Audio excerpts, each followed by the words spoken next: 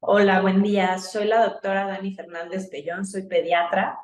Vamos a hablar el día de hoy acerca del síndrome post-COVID o long COVID y a lo que se refiere o lo que es este síndrome son todas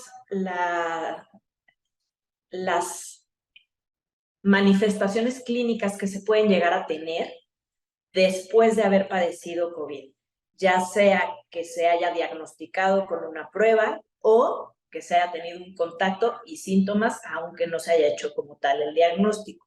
Tenemos que diferenciar una cosa. Hay COVID agudo que puede tener una duración de 4 semanas.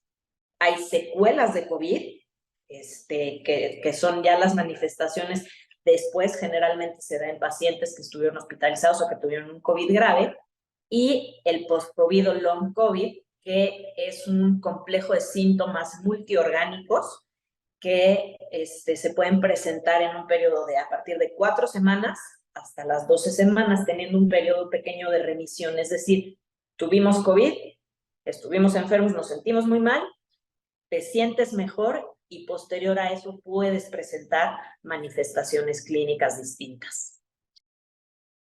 Los síntomas del síndrome post-COVID o long COVID son muy variados. Vamos a tener síntomas neurológicos. Estos pueden ser falta de concentración, dolor de cabeza, alteraciones en el sueño, mareos, alteraciones sensitivas, que estas pueden variar a tener como adormecida la piel o sensación de piquetes en la piel, ansiedad y depresión. Esto es lo neurológico. Podemos tener sintomatología cardíaca, como palpitaciones o presencia de alteraciones en la tensión arterial.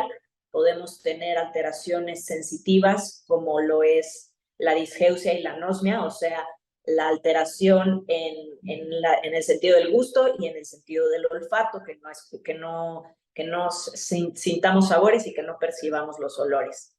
Podemos tener alteraciones respiratorias, como falta de aire, tos, dolor en el pecho, y podemos tener alteraciones generalizadas, es decir, rash, dolor articular, dolor muscular. En mujeres se ha descrito también alteraciones menstruales, pérdida del cabello. Todo esto puede ser una gama de sintomatología, no se tienen que presentar todos, no se presenta a veces nada más uno, o sea, puede variar. El motivo por el cual el COVID-19 provoca sintomatología o manifestaciones continuas tiene varias teorías. Como tal, todavía no se conoce a ciencia cierta el motivo, pero algunas de estas teorías son la persistencia del virus en el cuerpo o partículas del virus, como se da en otras enfermedades virales, como la varicela, que se presenta de forma latente, después generando herpes zóster, por ejemplo, o como algunos otros virus como Epstein-Barr, como citomegalovirus que podemos tener en el cuerpo. Entonces, una de las teorías es esta, la persistencia del virus en el cuerpo y una latencia de este virus. O sea, está, digamos, en el cuerpo, pero dormido, sin tener como tal una manifestación aguda. Otra de las teorías es que hay un incremento o una falta de la regulación en la tormenta de las citocinas. Esto es parte de todo el síndrome inflamatorio. Esto hace que haya una inflamación excesiva a nivel de todo el cuerpo. Donde más receptores hay para el COVID-19 es en el tracto respiratorio y en el tracto digestivo, pero no dejamos de tener receptores a este virus en otras partes del cuerpo, presentando una manifestación inflamatoria en cualquier sitio. Y otra de las teorías que tenemos es una alteración en el reclutamiento y la activación de las células T. Esto es a nivel inmunológico, igual que las citocinas. Entonces, hay una falta de la regulación o una alteración. Hay algunos artículos que comentan que podemos tener una base genética de alguna alteración que no se conoce, y por eso hay personas que tienen manifestaciones muy leves y otras que pueden tener manifestaciones muy intensas, incluso hasta fatales.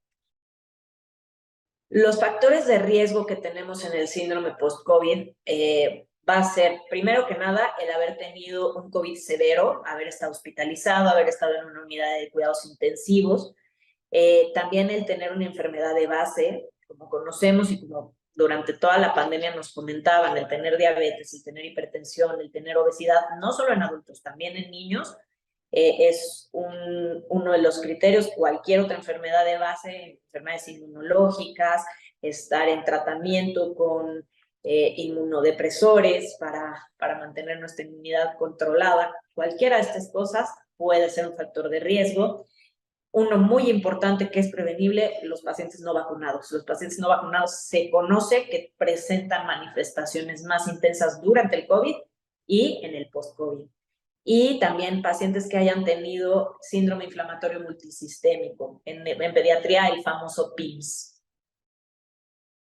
Lo que tienen que hacer los pacientes si tienen sintomatología o síndrome post-COVID, primero que nada es acudir al médico.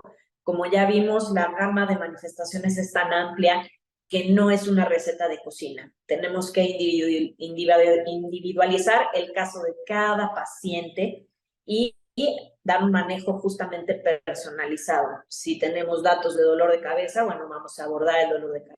Si tenemos datos de alteraciones respiratorias, falta de aire, tenemos que tratar eso. Entonces, tenemos que ir desmenuzando, muy importante todos los médicos, hacer una historia clínica completa para conocer desde el momento en el que presentan la manifestación, porque muchas veces, y a todos nos ha pasado, que ni siquiera nos dimos cuenta que nos dio COVID.